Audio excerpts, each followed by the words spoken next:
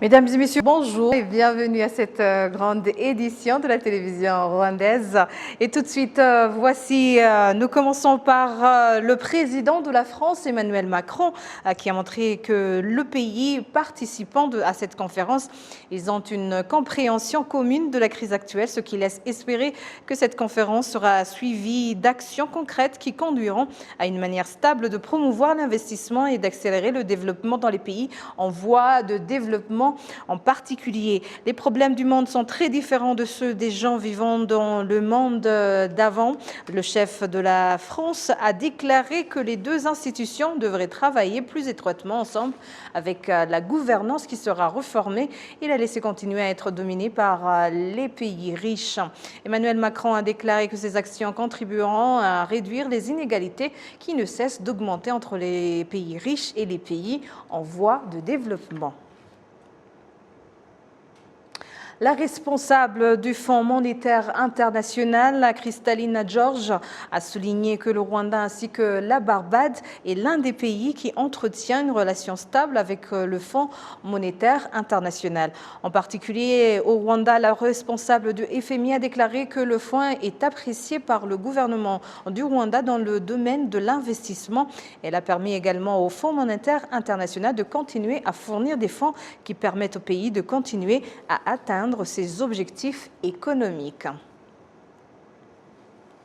Le rapport que le groupe d'experts des Nations Unies a rendu public a révélé des sérieuses menaces à la paix et à la sécurité régionale. Il a mentionné en effet la collaboration claire entre la milice génocidaire FDLR et les forces armées de la République démocratique du Congo, les FARDC. Le gouvernement du Rwanda a cependant refuté les allégations de ce rapport, accusant le Rwanda de jouer un rôle dans la situation qui prévaut à l'est de la RDC. Dans une interview avec RBA, la porte-parole du gouvernement, Yolande Makolo, a réitéré que le Rwanda soutient les efforts de paix régionaux comme solution fiable à l'insécurité à l'est de la République démocratique du Congo. What this report does is that it confirms what we know and what you have said before. Ce que dit ce rapport, c'est confirmer ce que nous savons déjà et que nous avons présenté, qu'en fait, le FDLR est un groupe terroriste menaçant la sécurité du Rwanda. Cette fois-ci, ce rapport révèle le soutien financier et militaire et la protection dans le domaine politique du FDLR et d'autres groupes armés opérant dans ce pays par le gouvernement de la République démocratique du Congo, et cela prouve la volonté de déstabiliser la sécurité du Rwanda. Nous savons que les FDLR, conjointement avec les FARDC, ont à différents moments mené des attaques sur le territoire du Rwanda. Les FARDC ont violé l'espace aérien du Rwanda. Tout cela prouve que ces groupes opèrent en connivence sous l'aile protectrice de la RDC. Il est de notre devoir de préserver notre souveraineté et prévenir tout ce qui peut déstabiliser la sécurité de notre population. C'est ce qui nous préoccupe. Tout ce qui pourrait perturber notre sécurité et tout ce qui pourrait s'approcher de nos frontières sera repoussé en légitime défense ou en nous protégeant, et c'est pourquoi nous disons que nous sommes en train d'accroître les moyens de défense aux frontières afin qu'il n'y ait pas la moindre insécurité causée par 200 ou 250 groupes armés opérant en République démocratique du Congo. L'insécurité qui prévaut au Congo ne doit entraver ni la quiétude de notre population, ni le commerce aux frontières et ailleurs.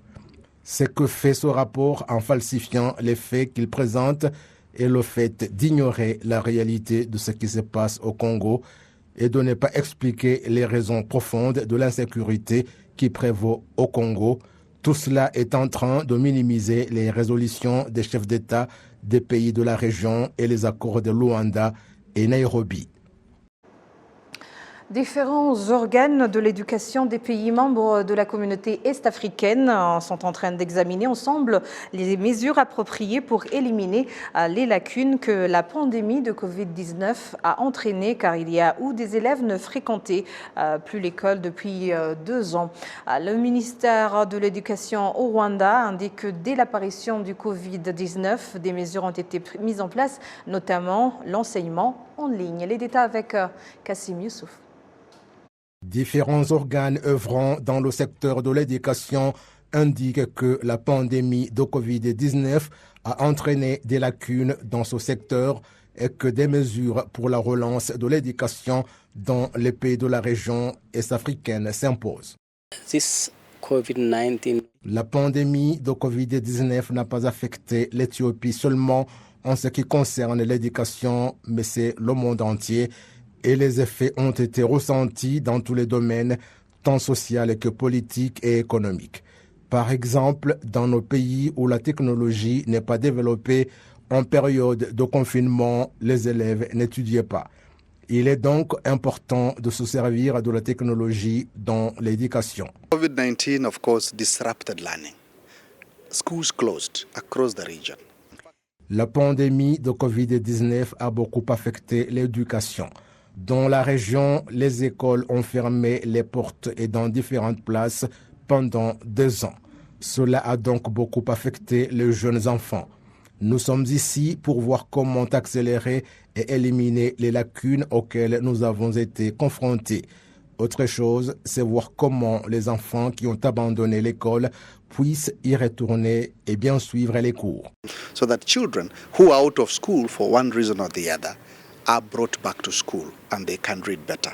L'Organisation internationale pour le développement de l'éducation, conjointement avec le ministère de l'Éducation, indique que la rencontre de différents organes apporte un plus au développement de l'éducation. Au cours des 2 dernières années, au Rwanda, plus de 30 000 enseignants ont intégré le secteur de l'éducation. Environ 22 000 salles de classe ont été construites. Et au niveau national, la densité d'élèves par classe est de 59 par rapport à 73 élèves antérieurement. Le secrétaire d'État au ministère de l'Éducation, Twagirayezu Gaspard, indique que beaucoup a été fait pour réduire les effets du Covid-19, même s'il y a encore des choses à parfaire. Il s'agit de fournir davantage d'efforts dans le matériel didactique. Lorsque nous parlons de connaissances de base pendant ces 3 années, il s'agit de savoir lire, compter et écrire. On ne peut pas lire sans avoir de quoi lire. On ne peut pas écrire sans avoir où le faire. Nous y déployons des efforts. Autre chose que nous prenons au sérieux, c'est promouvoir la technologie dans l'éducation. Nous savons où nous sommes en tant que Rwanda. Il y a des efforts qui ont été fournis tant en ce qui concerne le matériel que la connexion Internet dans les écoles, mais tout cela nécessite encore des efforts. Nous avons tous en commun ces problèmes et les solutions sont les mêmes. Et la différence se situe au niveau de ceux qui les mettent en exécution, les fonds qu'on y injecte, le nombre des élèves. Il y a aussi ce que nous pouvons apprendre d'autres pays. Cette rencontre rassemble des représentants des ministères ayant l'éducation dans leurs attributions, les offices sous tutelle de ces ministères, des experts en matière de l'éducation et des partenaires. En district de Kirehe, les parents dont les enfants sont nés avec une malformation sont suivis par l'hôpital du district jusqu'à ce qu'ils soient en bonne santé. Ces parents se disent satisfaits de la façon dont ces enfants sont pris en charge pour s'assurer que l'avenir de ces enfants sera meilleur. Les détails avec Agassaro Jessica. 356 enfants nés avec des différents problèmes, notamment une naissance prématurée, un faible de poids à la naissance, de malformations congénitales, ont été pris en charge à l'hôpital de Kirehe et dans le centre de santé travaillant avec l'hôpital pour un programme appelé Clinique de développement pédiatrique. Le directeur de l'hôpital, le docteur Munyemana Jean-Claude, s'exprime à ces propos. cyambere birumvikana n'ikijyanye n'ubuvuzi tukajya ku cyiciro cyitwa ubugororangingo. Il y a la santé en premier lieu et nous commençons par la physiothérapie et de là, la thérapie occupationnelle. Ici, les enfants qui ont un retard dans le développement sont pris en charge par le médecin spécialiste en la matière. Ceci va de pair avec l'octroi d'une alimentation équilibrée et une formation de parents des enfants concernés. Les parents dont les enfants ont été suivis par l'hôpital de Kirehe sont heureux que leurs enfants soient en bonne santé et ils disent qu'ils continueront à s'occuper d'eux. J'ai mis au monde à 7 mois de grossesse, mais il a passé 3 mois au néo avec 1,3 kg. Et en rentrant à la maison, nous avons fait un suivi particulier comme on a été formés. À la sortie de l'hôpital, cet enfant rentre dans leurs familles respectives. Les maires du district de Kirehe, Rangira Bruno, demandent aux parents de changer de mentalité en fait que tous les enfants qui naissent avec un problème quelconque soient traités par un médecin approprié car il y a des docteurs spécialisés et prêts à faire des suivis. Depuis le début de ces programmes en 2016, 2181 enfants ont été suivis par l'hôpital de Kirehe et 16 centres de santé. Aujourd'hui, seuls 1222 enfants sont toujours en cours de suivi. Les habitants du district de Musanze se réjouissent du niveau d'exécution de tout ce qui est en rapport avec les contrats de performance pour l'exercice 2022-2023 qui arrive à terme. Ils souhaitent toutefois que les programmes d'amélioration du bien-être de la population soient renforcés car leurs performances sont à un niveau très bas. Les détails toujours avec Jessica Agassaro. Au cours de l'exercice 2022-2023 du budget national, parmi 113 mihigo objectifs du district de Musanze, il y a la construction de routes de 6,88 km. Jusqu'à présent, son exécution est à un taux de 85%. Ces routes sont respectivement situées dans le secteur de Muhoza et les résidents de cette partie du pays disent que ces infrastructures valorisent encore leur milieu. Les routes facilitent actuellement le déplacement, mais le plus important, c'est que notre localité a beaucoup plus de valeur. Les maisons de location ont de la valeur et c'est pareil pour le parcelle. Lors d'une réunion de coordination de différents travaux de ces mêmes cadres, l'administration du district de Musanze a montré que 68% des objectifs fixés ont été atteints. 19% sont en jaune, tandis que 12% sont en rouge. Les résidents de ces districts souhaitent qu'il y ait plus d'objectifs qui améliorent leur bien-être. Il serait convenable qu'il y ait beaucoup plus de lieux d'aisance et des maisons d'habitation pour le nécessiter. Dans la réussite des objectifs fixés ont été récompensés le village, cellules et secteurs qui viennent à la tête d'exercice de 2022 à 2023 du budget national. La coopération des autorités de ces instances et de la population est la clé de ces accomplissements.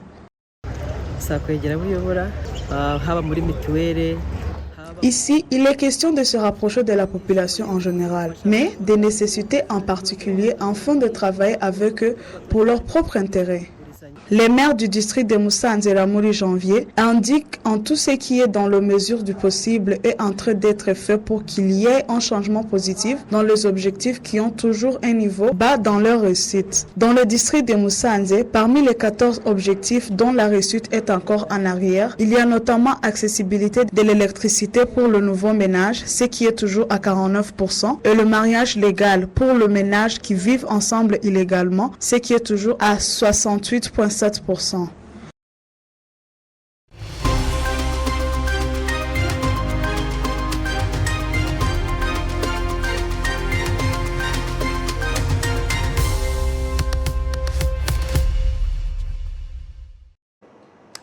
Une étoile montante, elle reprend au nom de Aline Sano. Vous la connaissez dans plusieurs des titres que vous avez appréciés, que vous avez aimés durant ces quelques années. Nous avons le plaisir de l'accueillir sur notre plateau. Bienvenue Aline. Merci beaucoup. Tu vas pour bien? m'avoir. Je vais très bien, et vous? D'abord, félicitations pour ton nouveau album. Merci beaucoup. J'ai écouté quelques extraits. C'est un très bon album et je conseille à nos auditeurs de pouvoir l'écouter. Tu l'as déjà sortie aujourd'hui. Oui, aujourd'hui. Elle se trouve sur quelle plateforme aujourd'hui? Tous les plateaux, sur YouTube, Audiomack, Spotify, iTunes, donc toutes les plateformes, même sur les radios. Alors, après quelques temps, il y a quelques temps, d'abord quand tu as commencé à te faire connaître à la radio, à la télévision, on te connaissait plus comme une artiste qui répète ou bien qui rechante les différents titres d'autres artistes. Ouais. Pourquoi avoir choisi, je dirais, ce parcours de chanteuse proprement dite? Définitivement, parce que je voulais laisser quelque chose quand je pars. Donc, tout le monde va partir. Je voulais laisser quelque chose quand je pars pour moi-même. Et ça fait du bien quand tu vois que tes chansons sont en train d'avoir un grand impact dans la société. Donc, c'est pour cela que j'ai commencé ma propre carrière dans mes propres chansons. Je dirais que est-ce que c'est pas ton premier album? Rumuri n'est pas le premier? C'est mon premier album, mais c'est pas mon premier chanson. Ouais, j'ai eu beaucoup de chansons. Si tu le mets dans l'album, ça peut faire comme 3 albums ou 2 albums. Donc, c'est juste que je les ai enregistrés comme une single, mais j'ai beaucoup de chansons. Mais c'est ma premier album. Pourquoi avoir choisi le titre Rumuri comme premier album d'Aline Nessan? Oui, Rumuri est un nom qui vient du mot Urumuri, et Urumuri, ça veut dire lumière. Donc, je compare la lumière comme les réponses des problèmes que qui arrivent dans nos vies, et je compare l'obscurité comme les problèmes. Donc, quand plusieurs des gens, quand ils fassent les problèmes, ils tentent de chercher les solutions dehors, à l'extérieur. Mais moi, j'ai découvert que vraiment, les solutions de nos problèmes se trouvent en nous-mêmes. Et c'est pour cela que je compare les solutions avec la lumière. Et je dis que la lumière, si je rayonne la lumière sur moi-même, je suis capable de le rayonner avec le monde entier, toutes les choses qui m'a... Et ainsi faire l'impact. Oui, l'impact, oui. Alors, si on écoute très bien l'album Rumuri, il y a une touche, je dirais, traditionnelle. Alors que Aline, on est habitué à ce que tu nous donnes du zouk, de l'afropop. Pourquoi avoir choisi ce style, je dirais, traditionnel de notre pays? J'ai choisi ce style parce que je voulais avoir, comme tu l'as dit, c'est mon premier album, et je voulais avoir quelque chose un peu plus unique, un peu plus original. J'ai trouvé qu'il n'y a pas d'autre originalité que je peux avoir si ce n'est pas mon pays, si ce n'est pas ma langue, si ce n'est pas les choses que mes ancêtres ont fait. Oui. Alors, je rappelle qu'il y a 13 titres sur ton album. Quel est ton titre préféré? C'est un grand challenge parce que je n'ai pas un titre préféré, mais... Il y a Sakwe Sakwe, il y a Wohoka, il y a Inshuti, il y a beaucoup. Tous sont... Tu n'as pas un dont tu peux même partager avec... OK. Là, qui vient dans ma tête maintenant, c'est...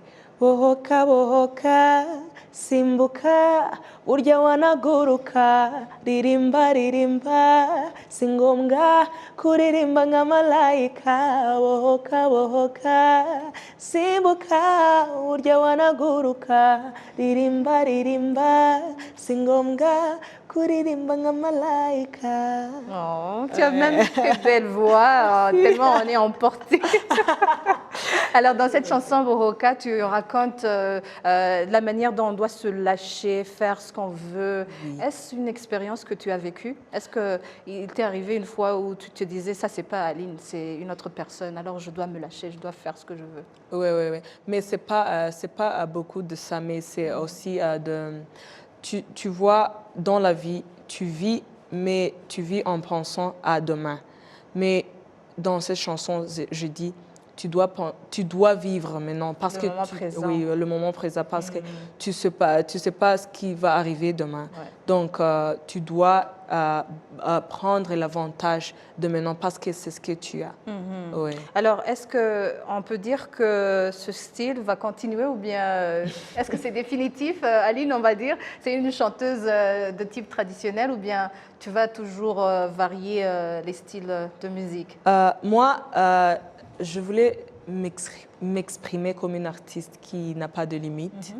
Donc, je peux faire tous les styles que je veux faire. La prochaine fois, vous pourrez me voir dans le hip-hop ou dans les gospels.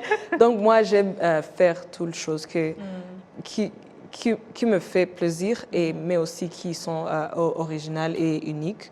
Donc, ce n'est pas définitif, c'est juste l'originalité de mon album Rumuri. Ouais. Alors, quel est, je dirais, ce qui va suivre? Qu'est-ce qui va suivre maintenant? Tu as fait, l'album est sorti. Y aura-t-il des concerts prévus ou bien comment ça se passe? Oui, il y aura les concerts très bientôt. Non, je ne vais pas l'annoncer maintenant, mais c'est très bientôt. Et vous devez d'abord écouter les chansons et me dire votre favori. Et aussi, je vais vous donner les vidéoclips de certaines chansons sur l'album. Et dans tôt, mais pas tard, mais tôt, je vais vous annoncer. Prochainement, là. Oui, très prochainement. Je vais vous annoncer les dates de mon concert, mais c'est dans cette année. Ah, d'accord. On te souhaite bonne chance et encore une fois, félicitations pour ton premier bébé, ton premier album, Aline. Merci beaucoup. Et voilà, nous arrivons à la fin de cette grande édition. Merci de l'avoir suivi et au nom de toute l'équipe qui a contribué à sa réalisation, je vous remercie. Bonne poursuite des programmes de la télévision. Bon week-end et d'ici là, portez-vous bien.